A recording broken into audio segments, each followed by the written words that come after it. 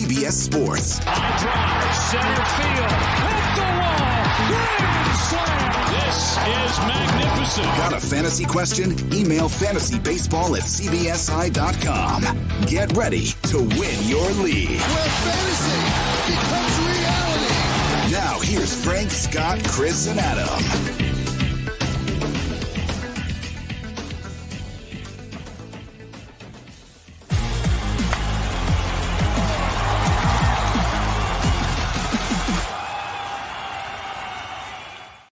That's 17 in a row for the Cardinals, who have clinched the second wildcard spot in the National League. Welcome into Fantasy Baseball today on Wednesday, September 29th. Frank Stanfield joined, as always, by Scotty Dubs. Scott White here. Let's take a look at Scott's first two rounds for 2022. Currently live on the site. We're going to recap the past couple of days, and I do have a fantasy justice question towards the end of the podcast, but Scott, the story right now is the St. Louis Cardinals, man. 17 in a row. They take down Brandon Woodruff on Tuesday. Adam Wainwright, 6 innings of 2-run ball. He picks up his 17th win of the year, 3.05 ERA, 106 whip, and he's done it over 200 innings, 206 and a third to be exact. Only 4 starting pitchers have done that this year. You're talking about Adam Wainwright, right? Yeah, did I not? I think you said something else. Oh. I heard a Woodruff in there. Oh, well, they beat up on Woodruff. Okay. And then I think I got to Wainwright. I don't know. Maybe I was only half listening. We're off to a great start here. Hopefully I said it correct. But the main thing that I wanted to get at is the fact that he's maintained these ratios over 200 innings, and only 4 pitchers have got to that mark this year. Zach Wheeler, Sandy Alcantara, Waino, and now Walker Buehler after Tuesday night as well. It's been an awesome run here for both Wainwright and the St. Louis Cardinals. Yeah, it has. Adam Wainwright's been one of the more interesting players this year. Interesting in the sense that where did this come from and where does he go next? And I don't really have the answer to either one of those questions. That's what makes it interesting. He is planning to play one more year. He's already 40.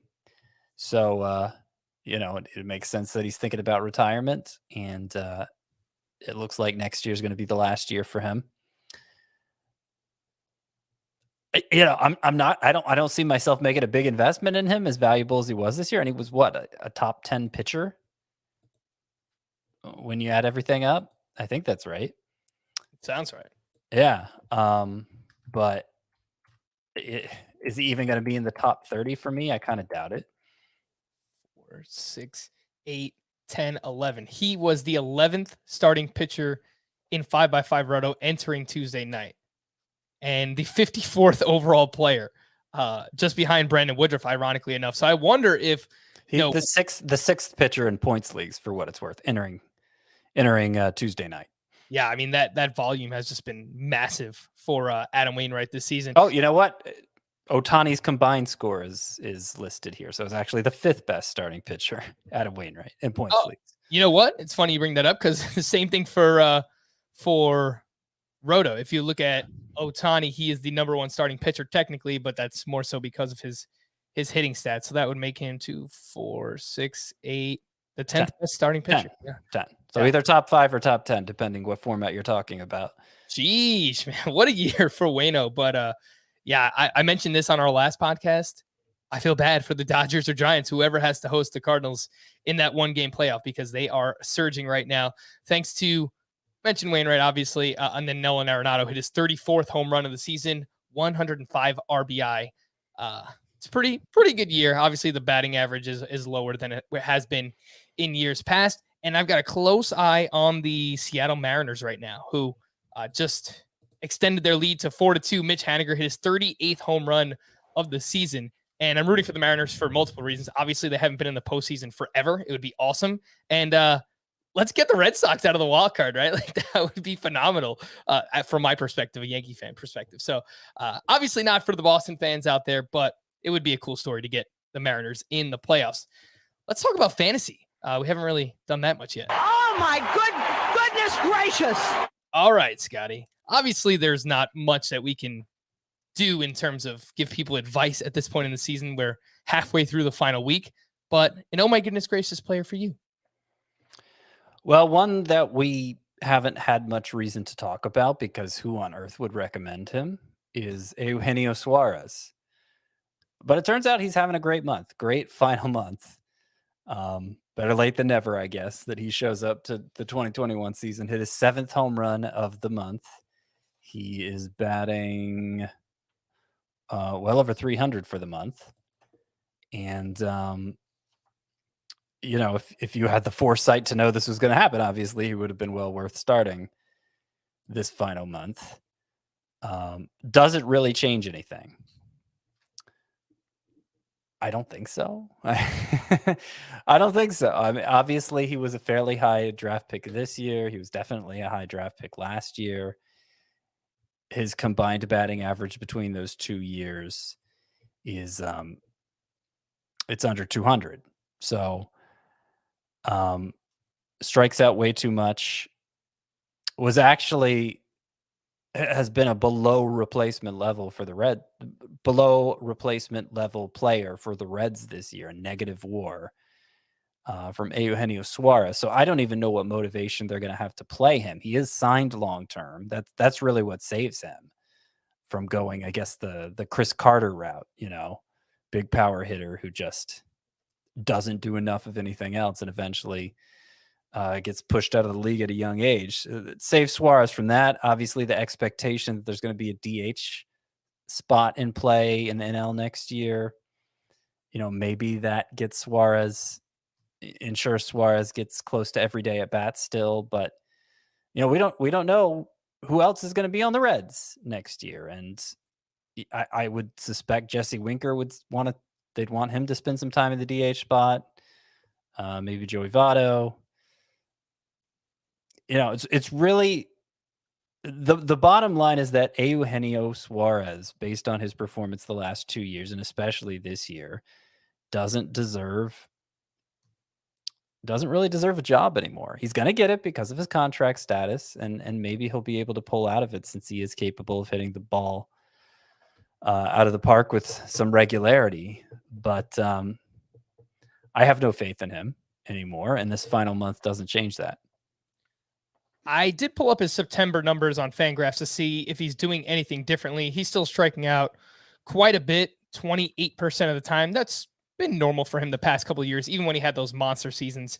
But the line drive rate up to right around 24%, 50% fly ball rate, and his fly balls are just flying out of the park at a more regular pace than they normally have. Well, at a higher pace than they normally have. So that's definitely helped him.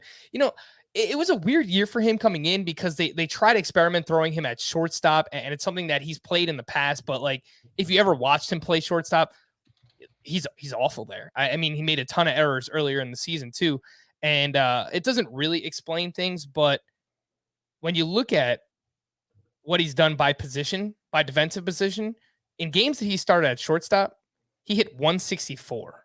So like, that turned out to be like 33 games, but I mean that's pretty bad. What are the stats at third base? Yeah, they're not much better. Yeah. It's like a 205 batting average or something like that. But I think the combination of like forcing him to play shortstop and then him being bad there, like it could have messed with his mentality while he was batting. Whatever it is, he is having an awesome September. So I'd be more forgiving if he didn't also have the 2020 season he had. Yeah, that's true. And he had shoulder surgery prior to 2020. Yeah, in January of 2020. So, I mean, we could still be dealing with some lingering effects there. It's a 205 batting average while playing third base this year, 723 OPS. So it's still bad, but it was much worse at shortstop. So just something to keep in mind. I don't think that he's going to be on standard league radars, but if he gets off to a hot start next year, maybe he's someone we look into to picking back up. Oh my goodness gracious, for me, I want to talk about Luis Robert, who hit a double dong on Tuesday, 349 batting average, 12 homers, 5 steals in 64 games. Now, this is going to get me in trouble, but let's have some fun. Let's play around with this. He's played 120 major league games to this point, 298 batting average, 23 homers, 14 steals. Obviously, if you expand that over 150 games, you're looking at something like high 20s home runs and high teens in steals with obviously a great batting average. He's made huge gains in strikeouts this year, lowering his strikeout rate from 32% in the shortened season last year to 20% this year. His line drive rate is way up this season. So obviously those two things in conjunction will lead to a higher BABIP and a higher batting average for Luis Robert. But last season is also a cautionary tale for these smaller sample sizes, Scott. So he is a player that we'll talk about a little bit later on, some foreshadowing. You have him going in your second round for 2022. But didn't we kind of just fall for this? Like, we bought into players based on a 60-game season last year. He's only played 64 games this season. What do we do? Well, I think you consider the pedigree. I think you consider what our hopes were for Luis Robert all along. And the only thing in my mind that was dashing those hopes in his rookie season was how much he struck out. And like, it's been other end of the spectrum this year. And look, his BABIP is well over 400. I don't think a 350 batting average is realistic moving forward. I would say that for any player who hits 350.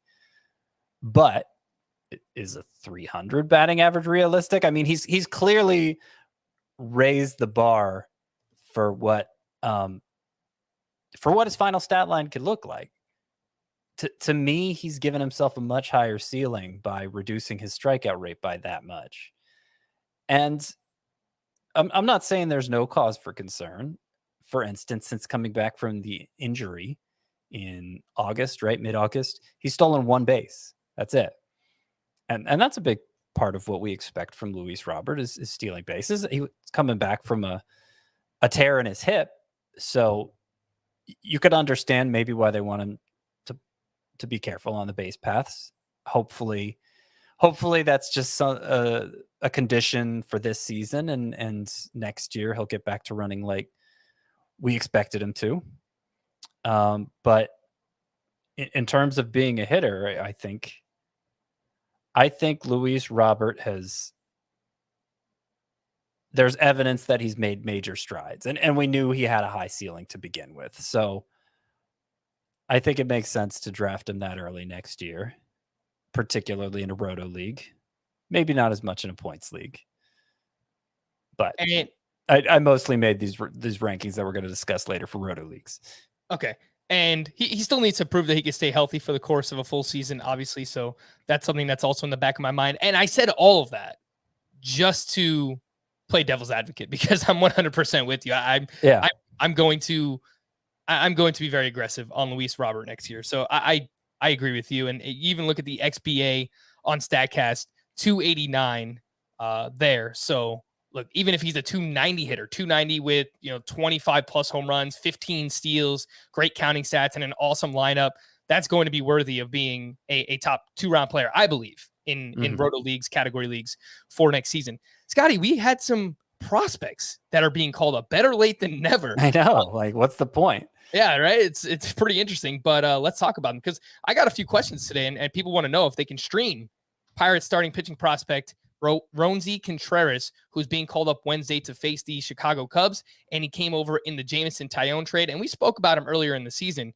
because he was just putting up awesome numbers. He's 21 years old. He made 12 starts at AA this year, 1 start at AAA, and combined he has a 2.64 ERA, 0.93 WHIP, 82 strikeouts, over 58 innings pitched. I know he was dealing with, I believe it was an arm injury earlier in the year, which forced him to miss a bunch of starts. Obviously, he's only all of July and August. Yeah, he's only 13 starts overall. So he's come back and made 4 appearances, and he has not thrown more than 3 2/3 in any of those 4 starts that he made since returning from injury. He hasn't thrown more than 65 pitches in any of those starts. So all of those things considered, I think it's going to be fun to watch his debut on Wednesday.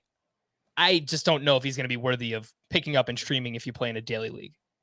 No, I mean, you're pointing out that the most he's gone since coming back is 3 2/3 innings. That basically answers the question, right? But I don't even know.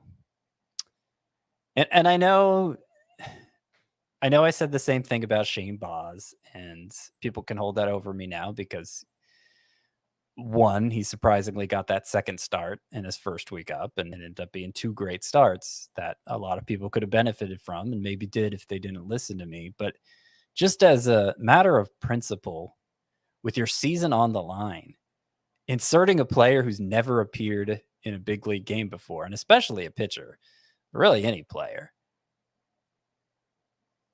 what kind of mindset do you have to be in to do that? Like that, you have to be in real desperation mode, I think, to take that kind of leap on a guy. Like, who knows how it could go? He could walk 8 guys. Like, we have no idea what to expect from a pitcher in his major league debut. Shane Baz was arguably the best pitching prospect in baseball, so there's an easier case to make for him. But Roansy Contreras, is that how you say it? I believe it's Roansy. Roansy? Yes. Not so much for him.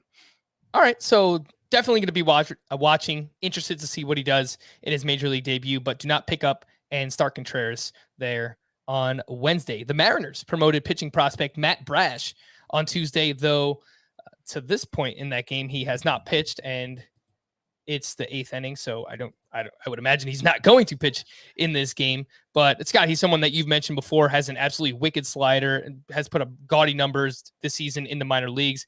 Obviously, we're not picking him up, but it's going to be interesting to see, what he does in relief these last couple of days before the season. Maybe the biggest riser certainly among pitching prospects, I would say, just because this was a guy the Mariners acquired for Taylor Williams last year from the Padres, for Taylor Williams, who was at the time their closer, but like not a good reliever and not even around anymore, I love how hard you always accentuate Taylor Williams. Well, like who would have imagined that trade would have this kind of long-term ramifications potentially if Matt Brash ends up being everything we dream he can be now, with that slider, arguably the best slider in the minors. Some scouts have rated it as such, and a great fastball too. 70 grade fastball potentially. His swinging strike rate, let's see, in Double-A specifically, I think it's even better. Yeah, over around 16%, with a 2.13 ERA at Double-A. Too many walks. That's still something he's going to have to work on. But when you can miss as many bats as he does at this stage of his career, I'm willing to bet on you. Yeah, for sure. We mentioned multiple times, man, the Mariners have so much talent in their farm system that's going to be coming in the next couple of years. And Matt Brash is one of those now. Yeah, I mean, they have plenty of pitchers with bigger names than Matt Brash, and I think Brash has the potential to be the best of them. I think the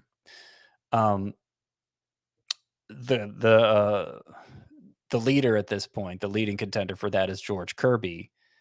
But there's Emerson Hancock, and Logan Gilbert, of course, got called up this year. Yep. And I've heard Brandon Williamson's name thrown around. Obviously, not as high end as those other ones. Yeah. I mean, he's a name. So, linked to this decision to call up Matt Brash, by the way, is it looks like Yusei Kikuchi is out of the rotation. So there was some speculation maybe Brash would start in place of Kikuchi, but I think today was Kikuchi's turn, right? And they just ended up starting Tyler Anderson instead. So I don't know. Maybe that says something about Kikuchi going forward. I suspect he'll still be in the rotation next year and to begin the year, but he seems to have lost some faith. The Mariners seem to have lost some faith in him. Yeah, the Mariners started Tyler Anderson on short rest. He pitched 2 innings on Saturday. He got destroyed, which we mentioned. He gave up 9 earned runs in that start. And then he went 4 innings here on Tuesday. He only gave up 1 run. And again, the Mariners are leading 4-2 in the 8th inning. Some news and notes from the past couple days. Jacob deGrom will officially not pitch again this season, which comes as no surprise, obviously. The Reds placed Luis Castillo on the family emergency list on Monday, but he will return and make his final start on Friday against the Pirates. And I hope that he goes off and he gets that ERA below 4, because given everything that he went through the first 2 months of the season, I believe his ERA is at 4.07 or 4.08. So If he has a big start, he might actually get it below 4. So I'm rooting for you, Luis Castillo. Ryan Presley was unavailable for Tuesday's win over the Rays due to a knee injury that is, quote, bothered him in the past, according to Dusty Baker. Starling Marte has missed the last 2 games with a lat injury. Jameson Taillon returned Tuesday, and then he exited early Tuesday after re-aggravating his ankle injury. Brandon Belt was placed on the IL with a fractured thumb, retroactive to September 27th. And they mentioned about a 4-week timeline for him. So it sucks because he's having an awesome year. And obviously the Giants are expecting to make a pretty deep run in the postseason. It sounds like they'll have to do that without Brandon Belt. Michael Brantley could return from the IL in the next 2 to 3 days. Anthony Santander went to the IL with a sprained right knee. Astros manager Dusty Baker said Tuesday that Zach Greinke will probably not make another regular season start and that there is a distinct possibility that Greinke works out of the bullpen during the playoffs.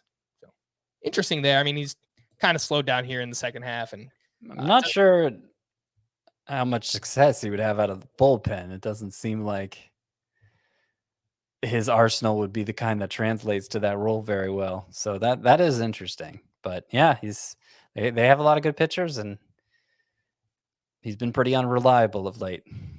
I wonder if they would use him in conjunction with a pitcher that has a different style than him. So someone who, I don't know, who throws a little bit harder, like a Christian Javier, something like that. Have Christian Javier throw a couple of innings to open the game, and then maybe Greinke throws a few innings too. And the combination of the 2 different styles throwing lineups off. So or it might be, obviously you see starting pitchers get pulled earlier in playoff games if they're just having too much trouble early on. They'll get pulled really early, and maybe Greinke ends up making like a 5 1/3 inning relief appearance or something. I could see that. Yeah. I'm getting excited for postseason baseball, Scott. I mean, I don't think the Yankees are going to do much, but just in general, like the weather cooling down here in the Northeast and being able to watch baseball without like any fantasy implications, it's pretty fun. So I'm looking forward to it. Yandy Diaz was removed Tuesday due to left rib discomfort. Brady Singer was removed from his start due to right upper arm discomfort. Andrew Benintendi exited with an apparent knee injury. Nick Anderson was placed back on the IL, while Andrew Kittredge was reinstated by the Tampa Bay Rays. And Andrew Kittredge pitched on Tuesday, his first day back, and I believe he was used in the sixth inning. Yeah. Yep. So he pitched in the 6th, and then they had Josh Fleming come in the 9th, and he got into trouble. And then JT Chargois, it was like a walk-off. I believe it was a walk-off walk that they allowed. So with the bases loaded, it was a messy end to that game for the Tampa Bay Rays. Carlos Rodon will start Wednesday against the Reds, but my guess is he's on a short leash. And there's a really early mock draft going on right now that I saw some analysts around the industry taking part in. And Matt Williams, someone we've had on this podcast before, he tweeted it out. And Carlos Rodon was the SP23 off the board in that. Look, it's way too early mock draft, obviously, at pick 73. What do you think, Scotty? Early takeaways, SP23, first pick of the 7th round, Carlos Rodon? Yeah, I didn't see that actually, because I was looking at the results of that draft too to get some ideas for, to make sure I wasn't missing anybody in the first 2 rounds. So he went before Jack Flaherty. He went before Logan Webb. Went before Yu Darvish. A couple rounds before Yu Darvish, actually. And Charlie Morton a couple rounds before him. It's kind of messy. The whole thing is kind of messy there at starting pitcher. Obviously I'd feel a lot better about it if it just comes down to the velocity issues Rodon's been having, that it's been kind of all over the place as they've ramped him down here this month, and just wondering if he's completely healthy. That would be the biggest concern for me about Rodon going into next year. He's a free agent, so he's going to have to pass a physical for somebody. if he has a clean bill of health entering draft prep season next year, I think probably top 25 makes sense. I think, though I would draft him behind some of those who I mentioned who went after him.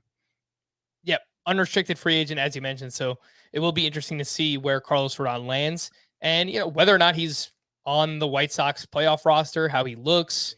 I think Wednesday is going to be a nice little indication as well for that. So all eyes on the velocity for Carlos Rodon, who's really slowed up here in the final month of the season. And it makes sense, right? Like the guy just hasn't pitched much the past couple of years, and he was so awesome earlier in the year and going all out and with the velocity as high as it was.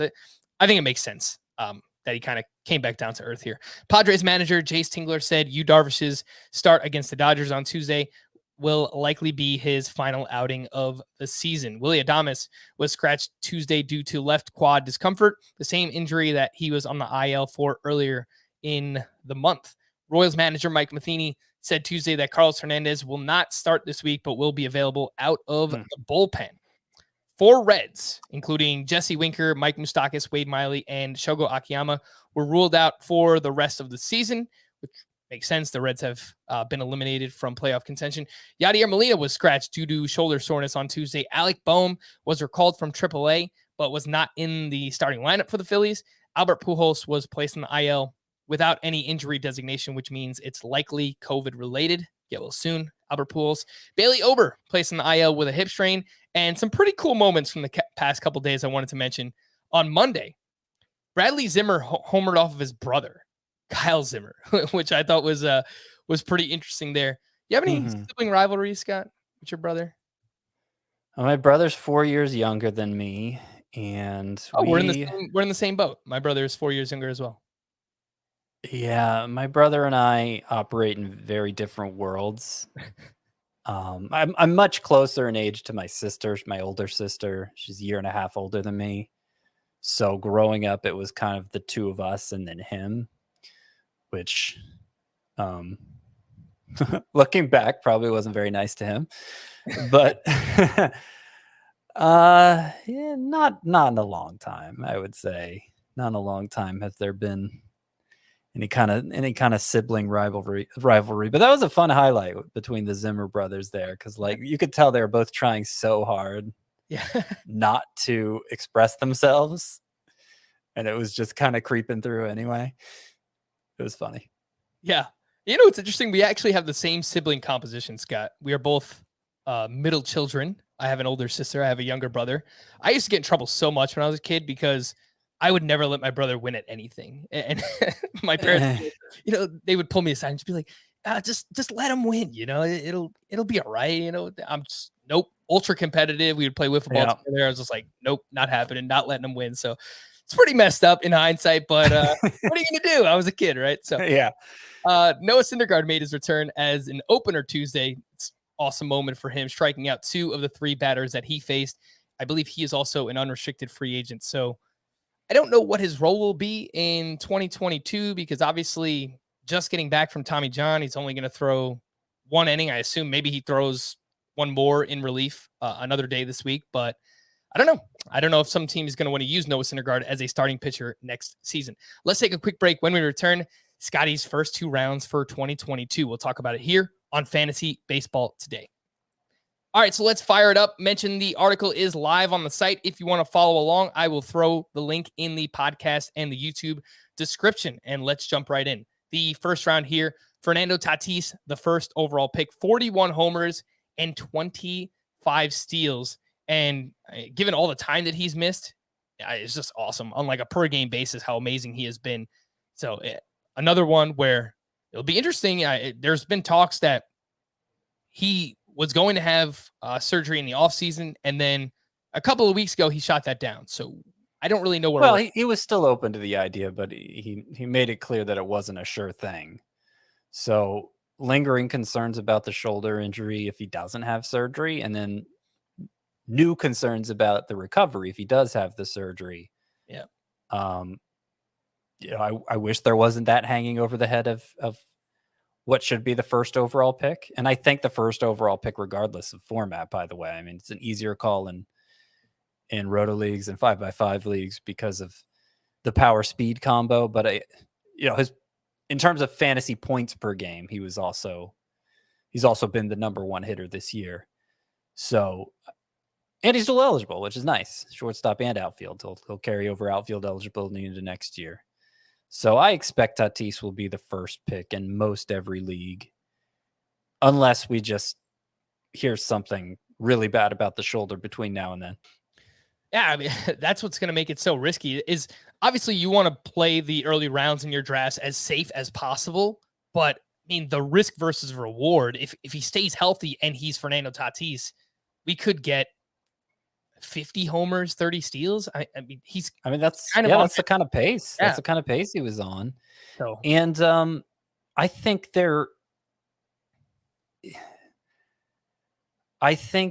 while the injury concerns for him and a few others here that we're going to talk about in this exercise, they're not ideal. I think there's a clear distinction between the top 12 hitters and everybody else, especially for roto leagues. It might be a little different in points leagues, but there are 12 hitters who stand out in terms of what they're capable of in the 5x5 categories. 12 hitters who stand out above all the rest. And they basically comprise my first round here. It's if I were to generalize how I made up my first two rounds, again, specifically for roto leagues next year, I would say first round is all hitters, second round is all pitchers. That's not precisely like that. That's not a literal statement, but that's kind of how it played out. So, all right, Tatis goes first overall. Second overall, you have Ronald Acuña, who had 24 homers and 17 steals when he tore his ACL back on July 10th. By the way, he is still a top 75 player in Roto, despite not playing a game since mid-July, which is just a testament to how amazing he was playing. But I mentioned that mock draft that is being done by other analysts in the industry right now. And Ronald Acuña lasted all the way to 12 in that one. So, yeah, obviously concerns over his recovery from a torn ACL. We can't say for sure at this point that he's going to be ready for the start of next year, though that's certainly within the realm of possibility. And I think probably even the expectation at this point. I don't really understand the motivation to straddle the fence right now. Say, okay, well, I'm going to downgrade him this certain amount because I don't really know how his recovery from a torn ACL is going to go. By the time we're actually drafting, we'll probably have a really good idea how his recovery from a torn ACL has gone. And you'll either want to draft him second overall if it's gone well, and if it hasn't gone as well, if it sounds like he's still a couple months away from returning, then you're probably not even going to draft him as early as 12th. So I'm putting him second for now until I hear something that causes me to not want to take him second. And I imagine if I do hear that thing, it'll happen before I'm actually drafting a team that matters. All right, third overall in this mock that you put together, Vladimir Guerrero Jr., who is just having a phenomenal year, 46 homers, 120 runs scored. I don't know if people realize just how many runs scored he has, but it's a ridiculous amount, all while batting .313. You have Juan Soto, fourth overall, a ridiculous second half here, 362 batting average, 18 homers, 4 steals, a 1204 OPS. And then that brings us to someone who's really had the opposite second half. And that's Shohei Ohtani. You have fifth overall, 228 batting average, 830 OPS, a 31% strikeout rate in the second half. Still does have 12 homers and 12 steals, so he's making things happen despite that lower batting average. I don't know. I really don't know with Ohtani right now, Scott. It's hard for me to say. I think if I was personally on the board, I prefer to play it safe in the early rounds. And given this second half and obviously the possibility that he puts himself at more injury risk because he pitches as often as he does. I don't think that I would take Ohtani that early, but I understand why you have him here. Yeah, and I think you'll probably be going against the consensus if that's the case. He may have gotten a little tired in the second half. He may have just, kind of slumped a little because guys who strike out as much as that tend to do that. But I mean, you look at the home run numbers, you look at the stolen base numbers, especially in roto leagues, that has to go in the first round. And to me, it's more, to me, the upside is more, sets them apart from the next two hitters on the list here, Trey Turner and Jose Ramirez. I mean, they're just not going to be capable of meeting what Ohtani has done this year, just at the plate. And someone brought up the point, if you play in a league that has daily lineup changes, where should Ohtani go? Probably first, right? You wouldn't get literally all his pitching stats and all his hitting stats because him batting on the days he pitches, you wouldn't get those batting stats, provided you started him a pitcher that day. But you'd get most of them. You'd get all of his stats. And getting that combined production from a single roster spot, that's got to make him the most valuable player in fantasy. Not many leagues are going to be set up that way, but for those that are, I could understand the case to take Ohtani earlier than fifth more than I can later than fifth. Yeah, no, I'm with you there. If it's a daily lineup league, I think he is the first overall pick as one player. I know there are some other fantasy providers that have two different players, one hitter Ohtani, one pitcher Ohtani. It's worth pointing out that he will be only util only again next year. So keep that in mind. And for what it's worth, if you are in that league that splits him into two different players, the hitter version of Ohtani would still be my fifth player. I think the pitching is just kind of a nice bonus. Yep. You already mentioned the 6th and 7th player here, Trey Turner and Jose Ramirez, who Turner has really contributed in all 5 categories. He's batting .325 with 25 homers and 32 steals. Jose Ramirez, lower batting average, you know that, but power speed combination, 36 home runs, 26 steals for Jose Ramirez. And then 8th overall, you have Bryce Harper, who, much like Juan Soto, is just having a ridiculous second half. .341 batting average, 1211 OPS, 19 homers, 6 steals. Then you have Mike Trout right behind him, someone who I think will be a pretty polarizing player. I think in points leagues, the plate discipline, he's still pretty awesome, but he's dealt with injuries pretty regularly the past handful of years. He's missed a good chunk of time each of the past, 5 years basically. And he's not going to run much anymore. So I think that puts a little bit of a damper on his roto value as well. He's missed time over there was nothing in his injury history that compelled us to take him outside the first round until maybe this calf injury. But my perspective is it's a calf injury where he's going to have had 10 months to rest up. So it's got to be better at that point, right? And obviously a healthy Trout is first round caliber player, somebody who could still probably compete to be the best player in fantasy. Rounding out your first round, you do have Bo Bichette. I'm so happy you came around, Scott. Bo Bichette. Yeah, well, on Harper both. I gave you pushback for both Bichette and Harper in the first round. But just the 5 category production for Bichette. And obviously the fact that, a big part of that is stolen bases and they're hard to come by. Yeah, I think you have to take him as high as 10th in Roto. He's of the players we've mentioned so far, he would probably drop the most in a points league. He would probably be more like a late second rounder in a points league than a late first rounder, since he doesn't walk much. But obviously getting those steals and the high batting average and everything else. Yeah, I got him 10th here. At 11th and 12th, you have Jacob deGrom and Freddie Freeman. Freeman, rock solid, 300 batting average this year, 31 homers, and 117 runs scored. It's a massive number for Freddie Freeman. deGrom, obviously, what happens in the offseason and how his arm and elbow are looking for next year will determine where he is drafted in 2022 drafts. Let's start off the second round, and you have Mookie Betts as the 13th overall player. And I look at his numbers. I can't really figure out what went wrong, Scott, unless, he's been on the IL a few times this year. Maybe he was kind of been playing through injury all year long, but 21 homers, 10 steals, only a .268 batting average. Is he getting up there in age? He's going to turn 29 on October 7th. I think that's still a player in his prime. So yeah, what'd you see here? Like, what went wrong for Mookie Betts this year? I think health mostly. Before he had that first long stretch on the IL with the hip injury, which we now know is going to require surgery in the offseason. So that first IL stint for the hip came in July, and he was looking like first round Mookie Betts in the weeks leading up to that.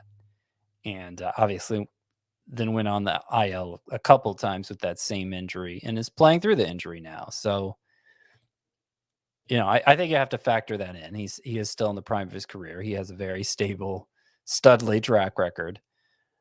And originally I had him, when I just first started laying out the names, I had him 7th. I had him ahead of Bryce Harper and Mike Trout, as well as Jose Ramirez. It was pretty easy for me to slot Ramirez ahead of him. But then Bryce Harper and Mike Trout versus Mookie Betts, I had to think about that for a while. And ultimately what I decided is that, like, Betts doesn't have near the power upside of Harper or Trout. So it really comes down to how much he's going to run. And after all the hip issues this year, approaching his 30th birthday, in a loaded lineup for a team that doesn't really,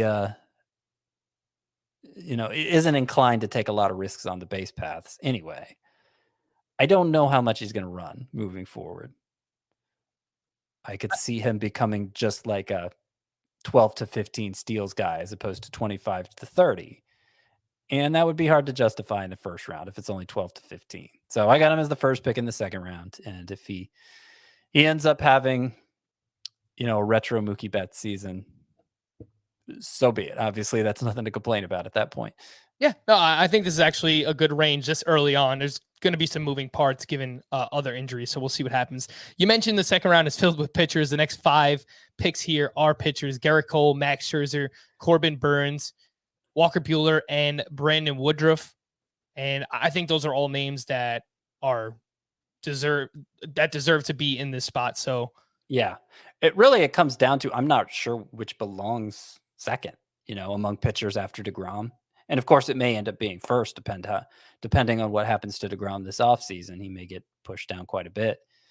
But Cole, Scherzer, Burnes, Buehler, Woodruff, that's the order I have them in.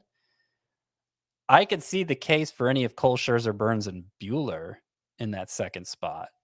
Woodruff, not so much. I think Woodruff is clearly the last of this group. But, I kind of went with the legacy pick there in Cole. I think there's a very strong case to make for Burnes. He has like a 156 FIP this year.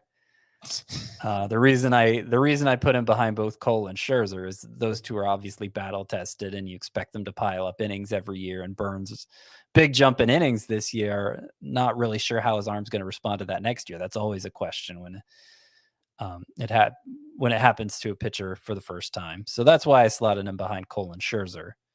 But pitch for pitch, I think Burnes is probably the best pitcher in baseball now, outside of deGrom. 19th overall, you have Kyle Tucker, who is also having a great second half, 320 batting average, 1006 OPS, 13 homers, 7 steals. He's really been great since May. It was just an awful April that he got off to. And we were telling people at the time, buy low on Kyle Tucker because all the underlying numbers looked great for him. And that's come to fruition here in the second half for him. Marcus Semien, 20th overall. This will determine, this will be based on, I think, where he signs in the offseason, right? So this can change if, obviously, if he goes back to Toronto, I think this is very justifiable, this range for Semien, who has 43 homers and 15 steals. But if he goes to a less hitter-friendly environment, maybe he drops down to like the 3rd round, something like that. But I think that's up in the air. Yeah, no, I'd agree. I will point out he's actually hit the majority of his home runs on the road this year. Now, a lot of those were AL East parks, and they're all pretty hitter favorable except Tampa Bay. So I don't know that necessarily says anything, but it's not like he was just taking advantage of the Blue Jays many hitter-friendly venues that they played in this year. But yeah, I mean, the numbers are just I have a skepticism toward what Semien did this year, but the numbers are just too ginormous to really justify ranking him any lower, especially since, 2019 and 2021 both MVP caliber player. If he signs like San Francisco, a big park like that, it justifies moving him down. But if he signs There's probably 20 parks he could end up at, and this is still where I'd take him. One that comes to mind for me is maybe Cincinnati. I don't know if they want Barrero to be their starting shortstop for next year. I guess it's a possibility. He played a few games in the outfield, but they definitely could be in the market for a shortstop. And if Semien goes to Cincinnati, it's a great park to hit in as well. So I don't think that would affect his value very much. Just something random that popped into my head. And I was definitely way off on Semien this year. And I cited the fact that entering 2021, 2 of his past 3 years, he's had a 706 OPS or less. And now it's the reverse, right? So 2021 and 2019, he's had an 882 OPS or better. So I think it's looking more like 2020 was the outlier for Marcus Semien. Not that he's going to do necessarily this again, but can he hit 265 with 30 homers and 15 steals? If he does that, he's worthy of being a second-round pick. So the last 4 names that will round out the second round here: Shane Bieber, Zach Wheeler, Luis Robert, and Rafael Devers. We spoke about Robert a little bit early on. Rafael Devers chips in a few steals, but overall, you know what you're getting: a pretty high batting average, home runs, and RBI for sure from Rafael Devers. Scott, was there anyone who just missed the top 2 rounds here that you were really debating, kind of trying to squeeze in? No, actually, I had a hard time with that last spot, the number 24 spot, where I ultimately slotted Devers just because that seemed like it was going to be kind of a consensus pick. I don't know personally if I really want to rank Devers ahead of Manny Machado, who I, of course, left out, because Machado has more steals ability and, a track record of doing things much like Devers did this year at the plate.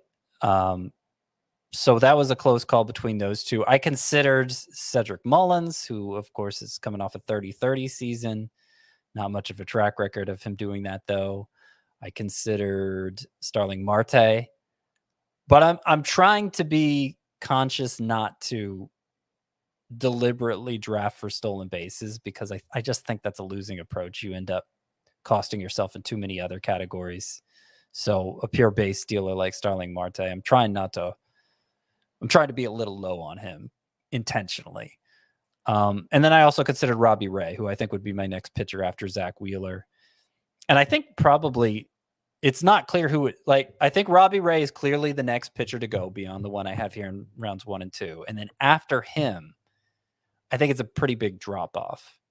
You still have, Clayton Kershaw, Jack Flaherty, Lucas Giolito, but I might not start taking those guys, not in a roto league anyway. I might not take them for another round, like round 3.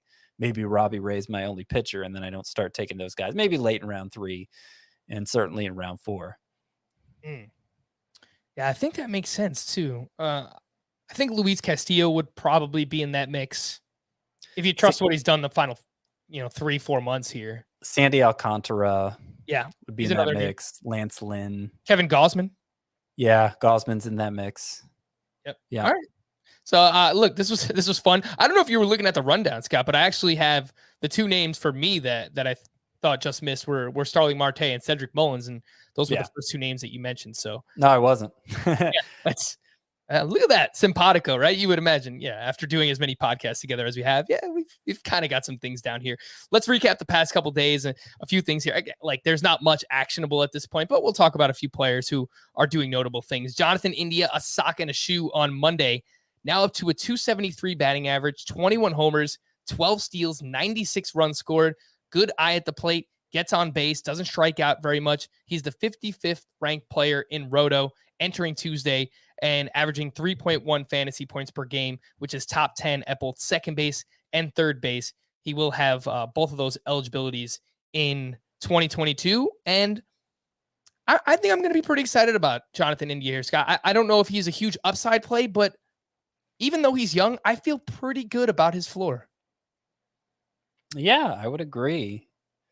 I think at third base, especially, he will be eligible at third base next year. I didn't realize he got that much playing time there. That's I'll pull it up. As soon as I said it, I was like, that might not be true. But yeah, I thought he was almost. Me out. I thought he was almost exclusively a second baseman, but yeah, I think he'll probably be right in the 10 to 12 range in my second base rankings. Yeah, he's only played second base. Yeah, what am I even saying, right? He's only second base eligible. Yeah. Yep. So that's a shame because third base is there's actually a greater need at third base. It would almost definitely be a top 10 player there. But I agree. That's probably the right assessment. I'm not sure how much growth potential he has from here. He's already exceeded our expectations for power and frankly for speed while getting on base a ton. I don't know. Maybe he could get better. I remember saying at one point in time, Jose Ramirez, when he was, like a 15-20 guy with a high batting average. Well, it was great that he did that, but he can't get any better, can he? And then obviously he has. So can never say with too much certainty for a player just starting out. Yep, and his teammate Joey Votto obviously having just a massive resurgence in 2021. Double dong on Monday, now batting .271 with 35 home runs. He's going to be an interesting one to figure out for next year. How much stock do we put into this breakout, this re-breakout, I guess, for Joey Votto? Eloy Jimenez hit his 10th home run on Monday, and I looked into him because I didn't realize he's been pretty underwhelming overall. Eloy Jimenez, obviously, he's coming back from the chest injury, so it's something he might still be playing through. But 261 batting average, 771 OPS, the batted ball data, the hard contact, the exit velocity, it's down this year. His home run to fly ball ratio is down as well. Maybe that's due to the ball, the D juice ball, I guess you could call it. But I do like that the ground balls were down and the line drives were up. So it's kind of a mixed bag here for Eloy Jimenez, Scott. Yeah, and ultimately, I think it's going to be too small of a sample to take a whole lot from it. Obviously, we hoped for more, but we were denied 4 months of what might have been more, So clearly, Luis Robert is the preferred option in fantasy now of those up-and-coming White Sox outfielders. And, I kind of laid out rounds 3 and 4 just to make sure I was happy with who I had in round 2. And I didn't even really consider Eloy Jimenez through round 4. So we're probably talking round 5 or 6 for him next year. Maybe even like 7. I don't know. I mean, he's not going to contribute anything in steals. I do think that if he hits his high-end upside, his 90th percentile outcome or better. Yeah, that's probably like a second-round player. Yeah, I've called him, I think his best season when he does have it, because he's going to have it. He's still young enough where I think we're going to get that breakout season for him. I think it looks like Nolan Arenado when he was in Coors Field. I think like a legit 4-category contributor. Maybe the runs not as much because he doesn't walk all that often. But 35 homers. Neither does Arenado. So. Yeah. 290 batting average, 35 homers, 100 plus RBI. I think one of these years we'll get that from Eloy Jimenez. Scott, you laughed at me for picking up Alcides Escobar, but I will just point out he's got 4 hits with an RBI and a run scored in 2 games at Coors Field. So take that. Taken. All right. If you stream Cole Irvin, I am sorry. At the Mariners on Monday, 3 innings, 4 runs, 4 strikeouts, 5 starts against Seattle this year. He's got an 8.69 ERA. So whatever Cole Irvin was doing, it was not working against the Seattle Mariners this season. Part of that was Mitch Haniger, who hit a double dong on Monday. He added another home run on Tuesday. That brings him to 38 home runs for Mitch Haniger this season. Hasn't really done much else. RBI runs are okay. Just hasn't really run. I think he's right around like a 260 batting average. So it's an awesome year, no doubt about it. Just realize he's not really giving you much else outside of power. Ty France went 4 for 4 with 3 runs and 4 RBI on Monday. He's batting .295, but with only 18 home runs on the season.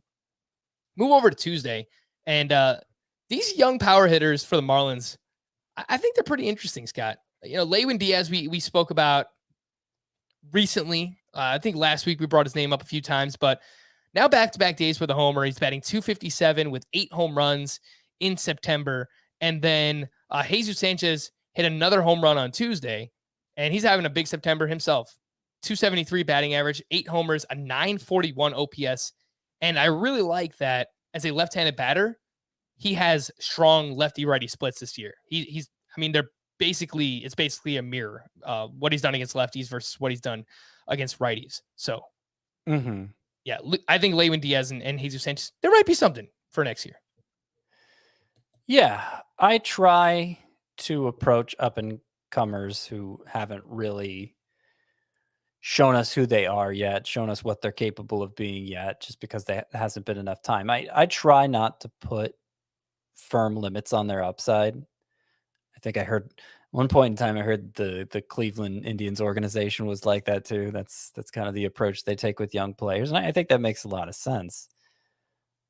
But just from what I know about Diaz and Sanchez, I don't see either having a huge ceiling. I think the hope for them is that they develop into steady mid-round contributors in fantasy. And obviously the odds are against them both doing that.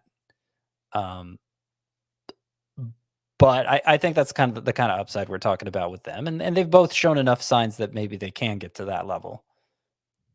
Francisco Lindor just hit his 19th home run and very sneakily has 19 home runs and 10 steals in 120 games. Batting average, not so great.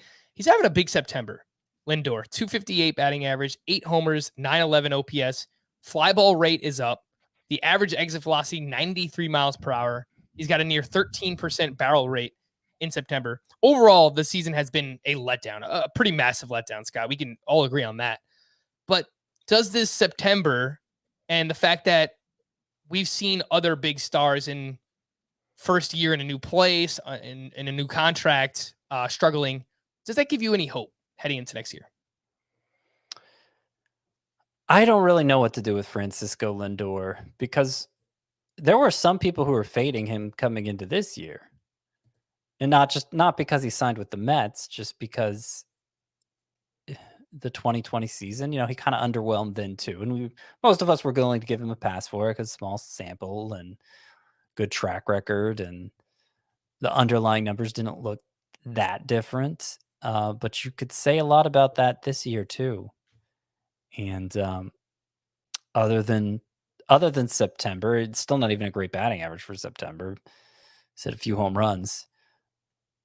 I don't know. I don't know. He's very young still, and it wouldn't surprise me at all if he bounced back with another first round type season. But he's not a player I was considering for the first 4 rounds either, Lindor. And I don't think you should. I think that's fair. I think we're going to get Lindor at a good discount next year. And I think it's warranted, obviously, based on this entire season in 2020. But I think I'm going to be in, man. Like the prime of his career, it depends how big that discount is. But yeah, I like. Yeah, I mean, if he becomes the Carlos Correa of this year, the Corey Seager of 2 years ago, or we're talking about drafting him in like round 9, round 10, I could get all over that. Yeah. But if it's round 4 or 5, I don't know. I think I'll probably be out if that's the case. I think it'll be somewhere in the middle of what you just said. I think probably settles in like the 6th or 7th. I think that could make sense for Francisco Lindor. Trevor Rogers giving us that late season confidence after a few blips on the radar. He was at the Mets on Tuesday, 5 innings, 1 run, 6 strikeouts to 0 walks. He had 15 swinging strikes on 89 pitches, and he averaged 95 miles per hour on his fastball, which is up from his season average. So a nice little end here for Trevor Rogers. Scott, would you like to guess how many hits Frank Schwindel had on Tuesday? I'm going to say Frankie 2 hits had 2 hits. Oh, yeah. 336 batting average, a 995 OPS in 59 games. Another fun random player to rank for next year. That would have been his full season in 2020. Yeah. 59 games. Yeah. That would have, oh God. Now I'm thinking that would have been a disaster to try and figure out coming into this season. I hope he carries it over, man. Like I've been following this guy's career in the minors. He's bounced around, journeyman, and he's got big pop. He puts the ball in play. So he was one of those. I mostly associate him. I covering spring training pretty closer than the average baseball person would. And Frank Schwindel was one of those no names who just go off one spring. I think it actually happened a couple springs in his career. And he just filed that name away, and suddenly he shows up as a 29-year-old, has a job, and look what he's doing. I think he's probably going to be in my top 20 at first base heading into next year. It's always difficult to say until you line up the names. There's, just going off the top of your head, you end up forgetting about some. But I'm not going to be so quick to write him off. Bottom line.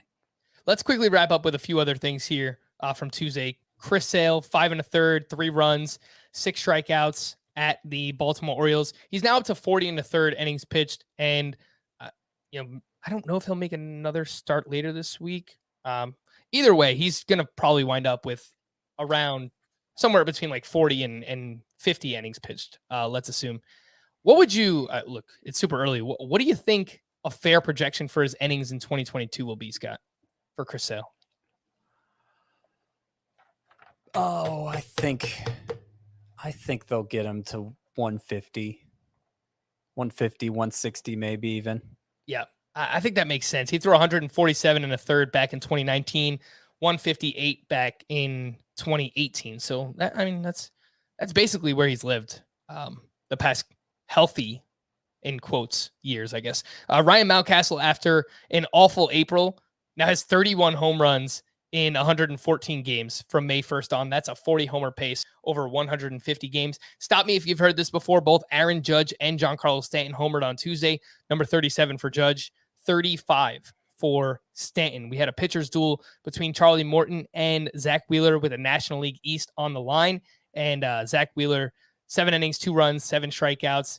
Charlie Morton beats him out. 7 shutout with 10 strikeouts. Very strong end to the year for Charlie Morton. And Wheeler, all 5 of his starts in September have been gems. So he's really, after kind of a bumpy August, I think July may have been a little shaky too. Like his September is the reason why I still have him as a second rounder going into next year. Randy Arozarena hit his 20th home run. And how would you judge his season, Scott? Obviously, he has the awesome postseason last year. There were high expectations. 272 batting average, 20 homers, 16 steals, and 813 OPS. I think overall it's a little underwhelming. Yeah, I think he more or less lived up to his draft position, but I think most people who drafted him were hoping he'd be more than this.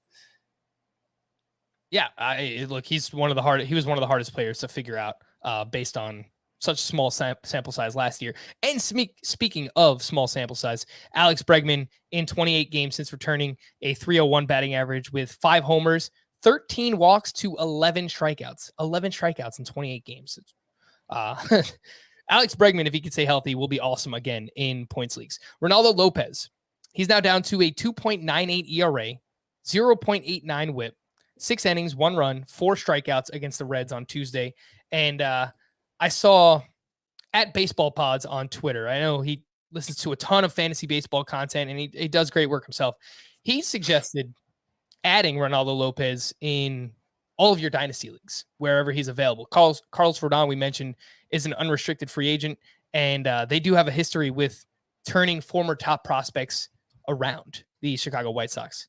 What do you think, Scott? Would you be looking to add Ronaldo Lopez in dynasty?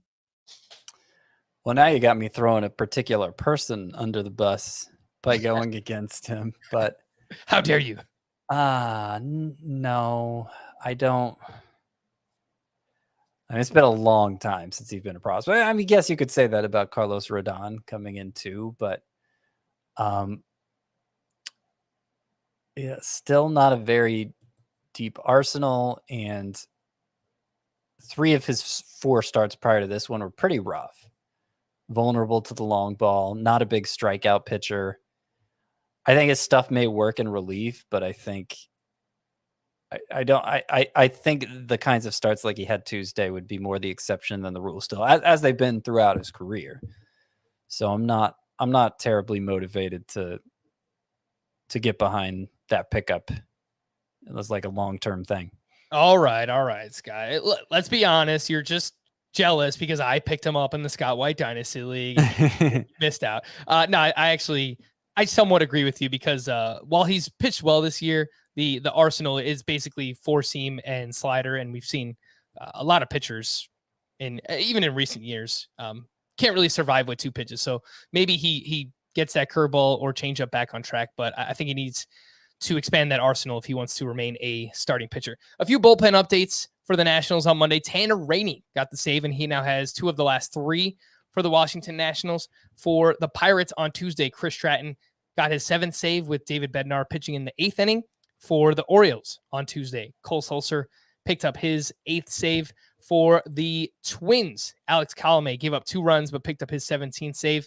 And I think that should be officially called the Colomé, right? If you give up 2 runs and still manage to get a save, it feels like every time I look at a box score, that is exactly what Alex Colomé does. For the Rangers, Joe Barlow got his 10th save. And for the Rockies, Carlos Estevez also picked up his 10th save. To stream or not to stream for Wednesday, Logan Gilbert up against the Oakland A's. Drew Rasmussen, both MLB and ESPN have him starting on Wednesday at the Astros. And I searched Twitter, I searched Google. I could not find anything on whether Rasmussen is starting Wednesday. I hope he is, because I picked him up and started him in Tout Wars. Daniel Lynch is going up against Cleveland, Michael Pineda versus the Tigers, Adrian Hauser at the Cardinals, and Taylor Hearn versus the Angels. Logan Gilbert, he's the one I want here. And if I have to pick a second, probably Hauser at St. Louis. And Pineda versus Detroit isn't bad either. Yeah, that's where I was leaning. Michael Pineda versus the Tigers. How about for Thursday? Tony Gonsolin versus the Dodgers. Ryan. Tony Gonsolin would be going against the Padres. Padres, yes, not the Dodgers. You cannot face the team that you pitch for. That would make a ton of sense, actually. Joe Ryan versus the Tigers. Money. Tyler McGill versus the Marlins. Justin Steele at the Pirates, Alex Cobb at the Rangers, and Nick Pivetta at the Orioles. So definitely on board with Ryan against the Tigers. Definitely on board with Cobb at the Rangers. This is a good list. Yeah. I think Gonsolin against the Padres would be my third choice, but it's not clear that he'll go particularly deep into that start. McGill versus the Marlins, it's a good matchup, obviously, but he's just been so shaky lately. It feels riskier than Gonsolin. All right, we do have a fantasy justice question from Aaron, but I'm going to save that for Friday because somehow, with 4 days left in the season, I managed to go long on this podcast. So it's just kind of a microcosm of my hosting ability, I think, throughout the course of the entire season. So we'll wrap there. We'll take your fantasy justice question on Friday. For Scott, I am Frank. Thank you all for listening and watching Fantasy Baseball today. We'll be back again on Friday. Bye-bye.